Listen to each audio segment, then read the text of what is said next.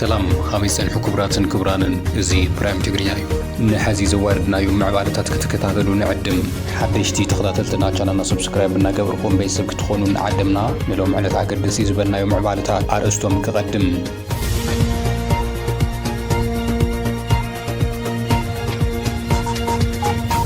بلسقنا بلساناتو بحاد قز عبا تقرأي خونات عيول لعن تبل بخال قز دما النتي دماو خونات تقرأي دوزة بلا سمعنة بريتوريا عبا متحس تساميدو نايم الدنقار سرحاتي بمسراح من اسياب قصار سقات كنبري قبر قالو عبز بحالو لزل اوان لومي منيستر ابراهام بلا حادش مدقتي بلوم اتي مدقتن تايو عبا زرزركاتنا لنا ازي خمزيلون حلوه هموان رايتو سويتش عب إثيوبيا نايم ودعتنا يخونات الدولي دولالو كبل عتنكي قلهم زيون بصحاتنا بهم كنبلوينا بارتي سمرت عماسيو اب غداي معراب تግራይ አገዳሲ መልእኽቲ ዝሓዘ መግለጺ አውጽዩሎም ነቶም ብዘይ ሕጋዊ መንገዲ መሬት ትግራይ ወሪሮም ዝሓዙ አማሓደርቲ ዝሃቦ ምላሽውን ነተጋሩ ዝሕጎሰ ኮይኑሎም ክስተምዕወይሁም بخال اگز دما بقرب اوان اب ميديا قريبو حزب معراب تግራይ امحرا ينتيلو مسل እዩ ዝብል አተሓባሪ ሚዲያ እቲ ፓርቲ ዝኾነ አይተ ጣዕም ዓረዶም ሕወሓትን ኣብ አዲስ አበባ ሽማግለታት ከም ዝለኣኸት ተፈሊጡ ኣሎ ክብል አማስዩ ሓበሬታ ዘርጊሕሎም እቶም ሽማግለታት በዓል መንዮም ሽም ጸሪሑ ጽሒፍሎ እዚ ውና በهم ክነብሎ ኢና بلسقنا ناب تقرأي بجت كم زخل خلص تفرط خوينو حلفت سرح منقسي جزاوي محدار إن سرحتني نهبو دموزي لنا وني لنا اللوام زيون أكل زينا نأيو كسم مدة كتكاتو لنا إن عدمنا نبزر جرام كبليم اب تግራይ ዳግም ኩናት ተራሕዚ ኾነስ ድምጽ ጥይቱውን ክስማዕ ይብሉን ክብል ሚኒስተር መስኖን ቆላማ ከባብታት ዶክተር አብርሃም በላይ ገሊጹም እቲ ሚኒስተር اب ትግራይ ዳግም ኩናት ተራሕዚ ኾነስ ድምጽ ጥይቱውን ክስማዕ ይብሉን ይክብል አፍሊጡ ዘሎም ዶክተር አብርሃም በላይ መሳብ ቦምበር اب ቀረባ መዓልታት ዝሰጣየ ሸተልእኾ ሰላም ትግራይ ፒስ ኢኒሺየቲቭ ዝኾነ ዶክተር ሓጎስ አብርሃ اب ትግራይ ቋሚ ሰላም ብዛዕባ ዝሰፍነሉ ኩነታት ከም ዘተዩ ብምግላጽ ኩላትና ናብ ዝርርብን ምርዳእን ዝወስደና መንገዲ ክንኽልተል ኣለና ምባሉ ጋዜጣ አዲስ ዘመን ጽብጽብዎ ዘሎም እቲ ሚኒስትር ወሲኹ ኣብ ትግራይ ዳግም ኩናት ጥራሕ ዘይኾነስ ሓንቲ ድምጽ ጥይቱን ክትስማዕ ይብላን ድሕሪ ምባል መንግስቲ ፌደራል ሰላም ንኽጸንዕ ዝስርሑ ዘለው ስራሕቲ ከም ዝድግፍ ብምሕባር ነዚ ንምግባር ኩላትና ናብ ዝርርብን ምርዳእን ዝወስደና መንገዲ ክንኽተል ኣለና ኣነ እውን ኣካል ናይዚ ተልእኾ እየ ክብል ዝገለጸ ኮይኑ ብዛዕባ እቲ ዓንዲ ሰላም ኮይኑ ዘሎ ስምዕነት ፕሪቶሪያ ኣካይዱን ኣፈጻጽሙን ክግምገም ካብ ሕወሓት ዝቐርብ ዘሎ ምሕጽንታ መንግስቲ ፌደራል ብዛዕባ ዝሃቡ ምላሽ ግን ኣይጠቐሰን እዩ መንግስቲ ፌደራል ተልእኾ ሰላም ትግራይ ካልኦት ንቋሚ ሰላም ዝሰርሑ ዘለው ትካላት ብምትሕባር ኣብ ትግራይ ሰላምን ለውጥን መረጋጋእን ንምምጻእ ዝግበር ሰላማዊ ቃልሲ ብምድጋፍ ነቲ ተልእኾ ኣብ ምትእስሳርን ብሓባር ኣብ ምስራሕን ብቐጥታን ምስታፍ ድሉ ምዃኑ እዩ ገሊጹ ዘሎ እቲ ተልእኾ ንዝገብሮም ህዝባዊ መድረኻት ዋዕላታትን መንግስቲ ኣድላይ ሓገዝ ብምግባር ጎኒ ዕላማ እቲ ተልእኾ ከም ዝኸውን ገሊጹ ዘሎ እቲ ተልእኾ ሰላም ትግራይ ንሰላም ዝካየዱ ዘሎ ምንቅስቓሳት ከም ዘተባብዕ ዝገለጸ እቲ ሚኒስትር ትግራይ ሰላም ክትኸውን ድሌትና እዩ ክብል ይወሲኹ ዘሎም ኣብ ቦምበር ተልእኾ ሰላም ትግራይ ዝኾነ ዶክተር ሓጎስ አብርሃ በወገኑ እቲ ተልእኾ ምስ መንግስቲ ፌደራል ዓለም ለኻዊ ትካላትን ኣብ ጉዳይ ሰላምን ጸጥታን ትኹረት ገይሩ ከም ዝሰርሕ ብድሕሪ ምሕባር ትኹረት ገይሮም ዝሰርሑ ኣካላትን ብምትሕባር ኣብ ትግራይ ሰላምን ፍትሕን ከረጋገጽ ብሓባር ንምስራሕ ድሉው ምዃኑ እዩ ገሊጹ ዘሎ ኣብ ትግራይ ዘለው ማሕበራዊ ስነ-ኣእምሮኣዊ ፖለቲካውን መምሕዳራውን ሽግራት በቢ ብርኩ ንምፍታሕ ምስ መንግስቲ ፌደራልን ካልኦት ኣካላትን ብምዃን ኩነታት ምምችቻው ቀንዲ ዕላማት ተልእኾ ምዃኑ እዩ ኣመልኪቱ ዘሎ ሰበስልጣናት ብልጽግና ሰላም ከም ዝድግፉ ብሓደ ገጽ ከረጋግጹ እንከለው ብኻልእ ወገን ድማ ኣብ መሬት ዘሎ ሓቅ ምዚ ዝጋጭ ምዃኑ ብዙሓት ወገናት እዮም ዝግልጹ ዘሎም እቲ ንኽልተ ዓመት ዝቐጸለ ደማዊ ኩናት ደው ዘበለ ስምዕነት ፕሪቶሪያ ሙሉእ ብምሉእ ኣብ ግብሪ ከይወዓለ ምጽንሑን ቀንዲ ዓንቀጻት ናይቲ ስምዕነት ብወገን መንግስቲ ፌደራልን መሻርክቱን ይተሓሱ ከም ዘለው ወቀሳ ይቐርብ እዮም ከም ኣብነት ድማ ሰራዊት ኤርትራን ሓይልታት ኣምሓራን ካብ መሬት ምዕራብ ትግራይ ብምሉእ ኣይወጹን ዝብል ክሲ ብተደጋጋሚ ካብ ሕወሓት ይስማዕ እዩ ምምሕዳር ምዕራብ ትግራይ ናብ ዝነበሮ ከይተመለሰ ኣብ ትሕቲ ሓይልታት ኣምሓራ ምጽንሑን እዚ ድማ ቀንዲ ጥሕሰት ስምዕነት ፕሪቶሪያ ምዃኑ እዩ ዝግለጽ ተፈናቀልቲ ናብ ቦትኦም ብሰላም ንኽምለሱ ምቹው ኩነታት ከም ዘይተፈጠረ ሓገዛት እውን ከምቲ ዝድለ ከም ዘይበጽሕ ጸብጻባት የመላኽትዮም ስለዝኾነ እውን ከም በዓል ዶክተር አብርሃም በላይ ዝበሉ ሰበስልጣናት ኣብ ትግራይ ሓንቲ ጥይት ክስማዕ ይብላን ክብሉን ከለው ነቲ ኣብ መሬት ዘሎ ሓቂ ዝጻረር መልእኽቲ ስለዝኾነ ብዙሓት ነቲ ከም ናይ ምድንጋር ስራሕ ወይ ድማ ፖለቲካዊ መግለጺ ጥራሕ ገይሮም ይወስድዎ ኣለዉ እቲ ብልሳን ዝንገር ዘሎ ናይ ሰላም ድሌት ምስቲ ኣብ ግብሪ ዘሎ ዘይምትእማን ዘይፍሉጥ መጻእን ተደሚሩ ነቲ ህዝቢ ኣብ መንጎ ተስፋን ስጋትን ከም ዝነብር ገይርዎ ኣሎ ክብሉ ድማ ተንተንቲ ይገልጹም ዘለዉ ናብ ቀጻሊ ዜና እንትንሰግር መግለጺ ፓርቲ ስምረት ብኣይተ ጌታቸው ረዳ ዝምራሕ ፓርቲ ስምረት ብዛዕባ ምዕራብ ትግራይ ኣገዳሲ መግለፂ ኣውፅኡሎም ብመንግስቲ ፌደራል ኣፍልጦ ዝተዋሃቦም ኣካላት ናብቲ ቦረርቲ ተተሓዘ ግዝኣት ትግራይ ብምኻድ ሰላም ይዘርጉ ኣለዉ ዝበለ ፓርቲ ስምረት ብልጽግና ቃልቢ ክህበሉ እውን ሓቲቱሎም ሕዳር 12/2018 ዓመተ ምህረት ምስ ምጅማር በረራ ነፋሪት ካብ ኣዲስ ኣበባ ናብ ሕሞራት ኣሳሲሩ ዝተረኣየ ድምር ሰላም ዝዘርግ ተርእዮታት ክእረም ፓርቲ ስምረት ይሓቲቱ ዘሎም እቲ ፓርቲ ሕዳር 12/2018 ዓመተ ምህረት ኣብ ዘውፅኦ መግለፂኡ ከም ዝገለጾ መሰረት ውዕሊ ፕሪቶሪያ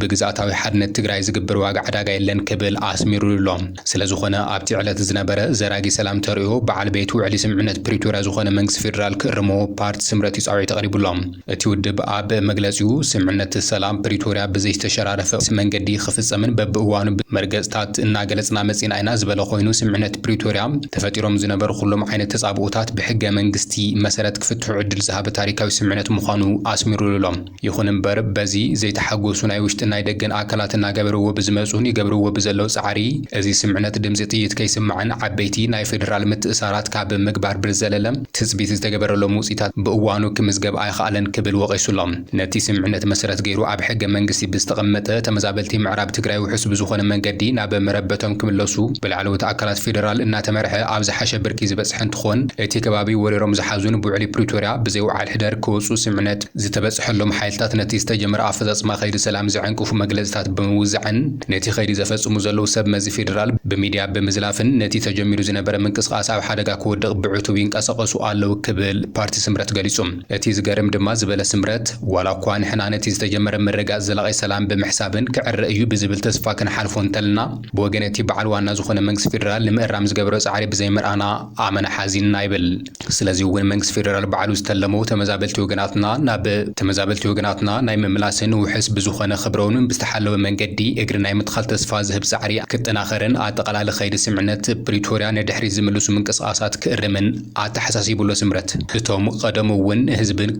ቀደም እውን ህዝብና ክመዛበልን ቅድሚት ኮይኖም የላዕሉ ዝነበሩ ገለ ምሁራት ባህልትን መራሕቲ ሃይማኖትን በቲ ሕሉፍ ከተናሱ ሕዚ እውን ነቲ ስምምዕነት ዝዕንቅፍ ዝተጀመረ ሰላማዊ ቃልሲ ዝዘርግን ሕገ መንግስታዊ ግዝኣት ትግራይ ዝጻረርን ሓላፍነት ዝጎደሉ መነወሪ ተግባር ኣናፊጾም ውዒሎም ኣለዉ ክብል እቲ ብዕለት 10 ኣብ ዞባ ምዕራብ ትግራይ ዝተረኣየ ተርእዮታት ኣውጊዝዎሎም እዚ ድማ ነቲ ፌደራል መንግስቲ እናመርሖን ኣብ መንጎ ክልላትን ህዝብታትን ተጀሚሩ ዝነበረ ተስፋ ዝህብ ሰላማዊ ርክባት መመሊሱ ዝጸልምትን ስለዝኾነ ተቐባልነት ከም ዘይብሉ እናገለጽና ዝበለ ፓርቲ ስምረት ዝምልከቶም ኣካላት ግቡእ ትኹረት ክህብሉ መእረምታ ክግበረሉን እቲ ውድብ ይጸዊዑ ዘሎም ዝኾነ ዓይነት ኣፈላላያት ብሰላማዊ መንገዲ ክፍታሕ ጽኑዕ እምነት ከም ዘለዎ እውን እቲ ውድብ ኣስሚሩሎም ስለዝኾነ ኣብ ሕገ መንግስታዊ ወሰን ትግራይ ዘለና መርገጺ ብመሰረት ስምምዕነት ፕሪቶሪያ ሕገ መንግስታዊ ፌደራላዊ ዲሞክራሲያዊ ሪፐብሊክ ኢትዮጵያ ጥራሕ ዕልባት ክረክብ ዘይናወጽ ጽኑዕ መርገጺና እዩ ክብል ገሊጹ ኣብ መወዳእታ ነዞም ከምዚ ዝበሉ ሓላፍነት ዝጎደሎም ተግባራት ክፍጽሙን ዘፈጽሙን ኣካላት ውልቀ ሰባትን እናኾንና ብቐጻሊ እውን ወሰንን ሓድነትን ትግራይ ካብ ሕገ መንግስታዊ ስርዓትን ወጻኢ ብትዕቢትን ብድዕን ተወጢሮም ዝንቀሳቐሱ ሓይልታት ምስ ህዝብና ብምዃን በትሪ ከም ንቃለሶም ደጊምና ክንረጋገጽ ንፈቱ ክብል ገሊጹ እዚ ከምዚ ኢሉ እናሃለወ ብኻልእ ገጽ ድማ ኣብ ቀረባ እዋን ኣብ ሚድያ ቀሪቡ ህዝቢ ምዕራብ ትግራይ ኣምሓራ እየ እንተኢሉ መሰል እዩ ዝበለ ኣተሓባሪ ሚድያ ፓርቲ ስምረት ዝኾነ ጣዕሚ ዓረዶም ህወሓት ናብ ኣዲስ ኣበባ ሽማግለታት ከም ዝለኣኸ ኣረጋጊጸ ኣለኹ ክብል ኣማስዩ ኣብ ዝዘርጎ ሓበሬታ ኣካፊሉሎም ጉጅለ ህወሓት ዝበለ ንሱ ምስ ጽምዱ ዝነበራ ፍቕሪ ከም ዝወድአትን ሙሉእ ብሙሉእ ኣረጋጊጽና ኣለና ዝበለ ኮይኑ ሕዚ ምስ ፌደራል መንግስቲ በይዞኹም ዕረቑኒ ዝብል ሽምግልና ሰሪዳ ኣላ እቲ ዝተለኣኸ ሽማግለ ድማ ስዩ ኣብርሃ ከም ዝኾነ እዩ ገሊጹ ዘሎም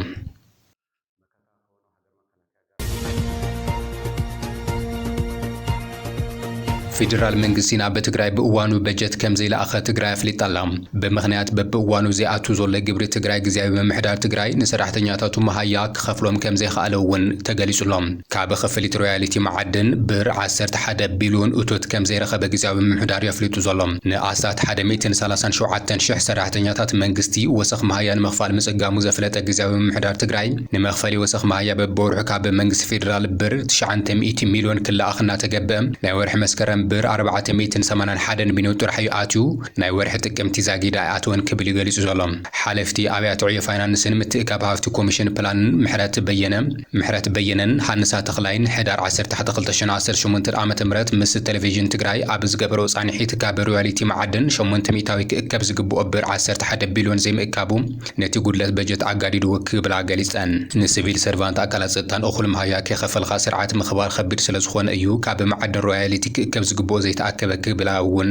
ብሓባር ኣብ ዝሃቦ መግለጺን ገሊጸን ንኣስታት 137,000 ሰራሕተኛ መንግስቲ ዝገበሮ ወሰኽ ማያ ንምኽፋል ብር 12 ቢልዮን የድሊ ዋላ እውን ብር 9 ቢልዮን ምሽፋን እንተተኸኣለ እቲ ዝተረፈ በጀት ጉድለት ንምሽፋን ካብ ዓቕሚ ግዝያዊ ምምሕዳር ትግራይ ንላዕሊ እዩ ክብላ እውን ኣጠንቂቐን ኣለዋ መንግስቲ ፌደራል ብር 24 ቢልዮን 39 ሚልዮን 509 ሽሕ በጀት ከም ዝበደበልና ዝፍለጥ ኮይኑ ዝበላተን ሓለፍቲ ኣብ ወረቐት ነጊርና እዩ ዓስቢ ቆላን ክፍሊት ትርፍን ሰዓት ሓኻይምን ኣይመደበን እቲ በጀት እውን ኣብ ሰዓቱ ኣይሰደዶን ኢለን እተን ሓለፍቲ ቴሌቪዥን ትግራይ ኣብ ዝሃብኦ መግለጺ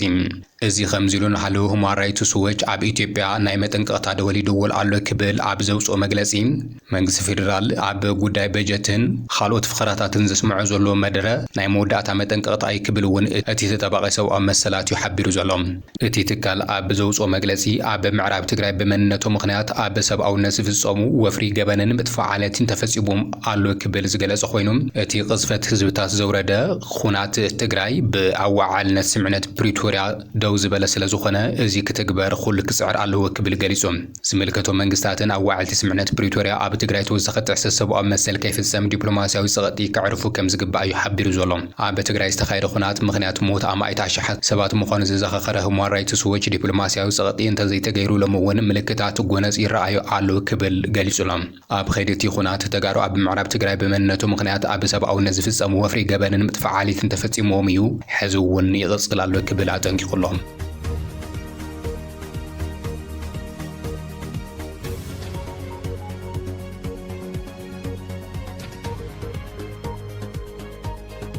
እምበኣር ክቡራትን ክቡራንን ሎሚ ናባኹም ዝሓረናዮም ኣገደስቲ ምዕባለታት ነዚኦም ይመስሉ ነይሮም ሓቢርኩምና ስለ ዝጸናሕኩም ኣዚና ንመስግን ቻናልና ሰብስክራይብ ብምግባር ቤተሰብ ክትኾኑ